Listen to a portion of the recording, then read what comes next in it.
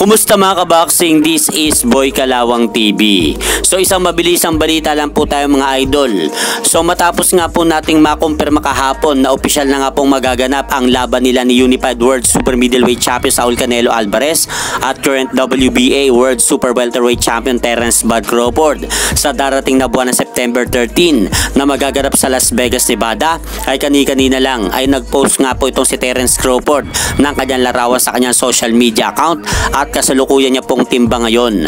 At dito makikita natin na ang timbang na po ngayon ni Terence Crawford ay nasa 186 kg na.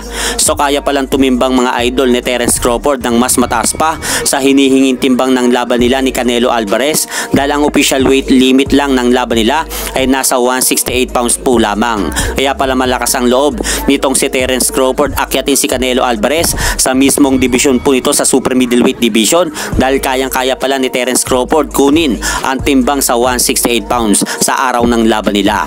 At sa kabilang banda naman, kinumpirma nga po ng bilyonaryong Arabo, Turki Al-Sheikh, na kung sakaling mananalo itong si Dimitri Bivol sa magaganap na rematch nila ni current undisputed world light heavyweight champion Arthur Beterbiev ngayong darating na February 22 sa Riyadh, Saudi Arabia, ay magkakaroon pa po sila ng pangatlong laban. Kaya maganda nga po itong plano ni kamahalang Turki Al-Sheikh sa mga boksingero ikinakasap po nito. At ito ang sinabi mismo ni Turki Al-Sheikh dahil may nagtanong nga po sa kanya, if Bivol wins the fight to come, would a trilogy be inevitable? At mabalik naman po tayo usapang Terence Crawford pa rin po. May mga kumakalat na larawan ito matapos ilantad dito sa boxing community ang kasalukuyan timbang niya ngayon.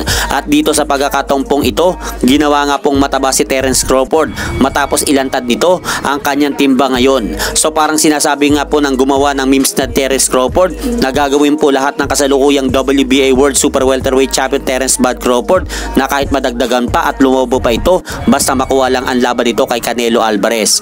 At hanggang dito na lang po muna ang aking update sa mga aganapan sa mundo ng boxing. At syempre mga idol, huwag nyo rin po kalimutan, pakisuportahan nyo naman po muna ang ating munting channel. Maraming salamat po.